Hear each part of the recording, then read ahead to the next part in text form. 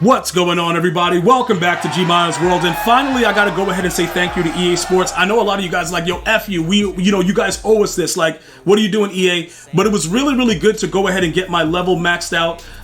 Pretty much they dropped like 60k XP on me out of nowhere. Let me know in the comments if you just received a large amount of XP.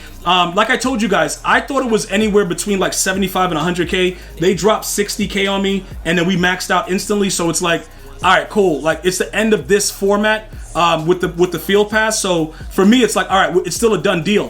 For those of you guys that still haven't received it, it should be rolling out. Because like I said, I usually get my stuff relatively like last, bro. Like, you guys be getting a lot of stuff and I don't be nowhere near it, that type of situation. But just understand, there's 20 days left to Season 1.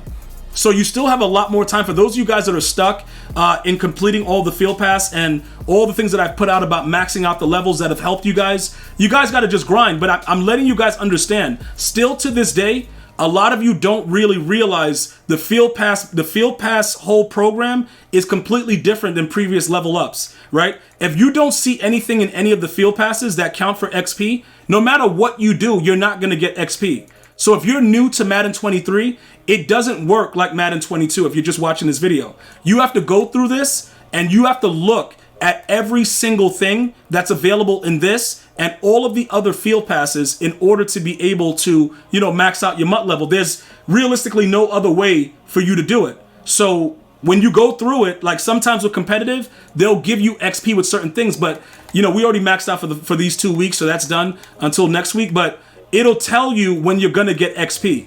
Like, it'll list it like, all right, you do this, you do that, and it'll give you some XP. For right now, there's nothing but competitive points. There's nothing else going on. So if you haven't maxed this out, you might want to do that. Because like I said, this is something that keeps you engaged with it. To be honest with you, I'm still using the Woolen. This guy, not so much. I haven't even put him into my lineup. I still have him. For those of you guys that were wondering how good he is, he's probably good on, a theme team that goes with the Broncos, but I don't know how good he is outside of that. The 85 plus gave me an 86, so it's like GG's. What the hell is the point of maxing it out? But all of these things specifically list what you're supposed to be doing. You see how inside of this it gives you the XP amount? It tells you what you're gonna get from it. All right, so don't be of the mindset that, oh yeah, I'm playing all these games, I should be getting XP. It doesn't work like that with the new field pass system. So now that I've maxed out what I have to do, this is what the point is, because you see I'm over the 1,460,000. So at this point right now, the only reason that you guys should be doing the daily objective is because of the Guardian XP. I wanted to point this out, right? Because this right here is extremely important. When this resets, getting that 800 every day is also going to help you to max out the Gridiron Guardians program, which is going to be a 2-part program. So all of this other XP that's right here, I don't have any use for it, but you might have use for it, right? So you want to be able to understand how to go ahead and get that stuff done. So this is the only field pass right now that I have not completed, and I'm just waiting to see how we're going to get everything else done. But just remember, you get that 800 daily, so it's not a situation where you're going to miss out on a certain amount if you go the full week of doing your dailies, even if you're maxed out and you're at level 61. All right? So now, I'm level 61. What else is left to do?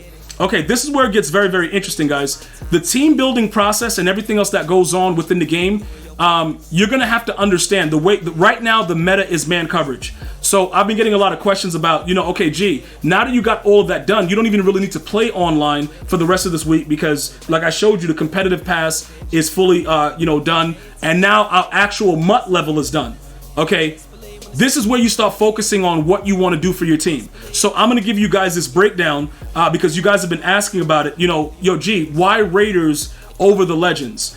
And, pretty much right now with the way that they've changed everything, right? With how the levels go up, at 40 players, you get +1 speed now, and then at 50, you get the other boost. It is very important that you guys understand why I chose the Raiders over the Legends. All right, I already have a lot of players on my team that are Legends, and I chose it because most of the players with the extra boost, it just works out better for my particular team. So if you're a Legends theme team right now, right? Because I think all these campus heroes get Legend. I don't know. Let's check. Okay, he doesn't get it. I know that I think Tim Tebow gets Legend as one of the other guys. Let's just go to Randy Moss. So anybody that can get legend chemistry, when you go over to it and you see that it stops at 40 with the +1 speed, that is intentional by EA Sports. Because what's going to happen is they're going to flood so many legends in front of your face as the month go on. Keep in mind, the game's been out probably a month. So they need time to be able to get you guys playing around with this theme team, that theme team, while some people just wait on the legends and they don't really go crazy about the speed. Eventually, that's going to go to 50 components, right? Because I don't see in what world they would leave it at 40. It just doesn't make any sense. I think they're waiting to roll it out a little bit. Even if they do not, the legends with the +1 speed will always be an L to a regular theme team.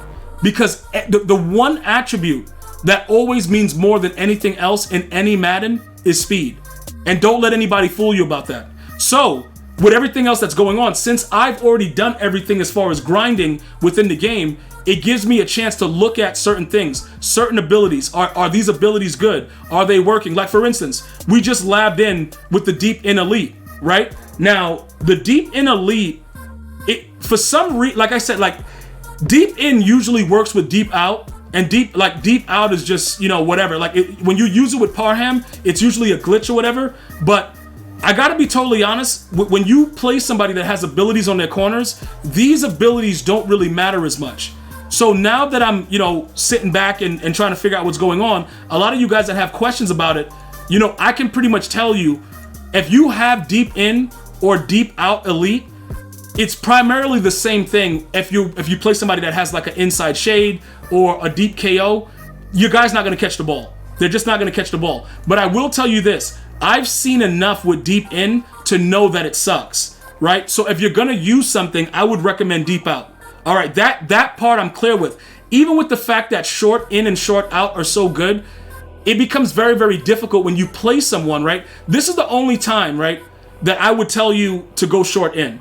If you're running those C routes for whatever reason, or you're running like certain post routes that get the startup from that part within the short yardage. But short out and short in is very, very glitchy. Don't get me wrong. Because I throw the ball deep, like almost all the time, it's very, very difficult for me to just keep that on. But I will tell you this, bro. I have considered going short out and still throwing the streaks, and they're going to drop the ball anyway. It is what it is. You know what I'm saying? It's like, all right, cool. So if I were to do that for whatever reason, because the C routes are so OP, and if you guys don't know about C routes, you better get on it. Because if a dude comes out running straight man and you don't have like the proper abilities on your corners, you're getting burnt every play. If you don't got that inside shade, like certain things going on, yo, bro, that C route will kill you every single time.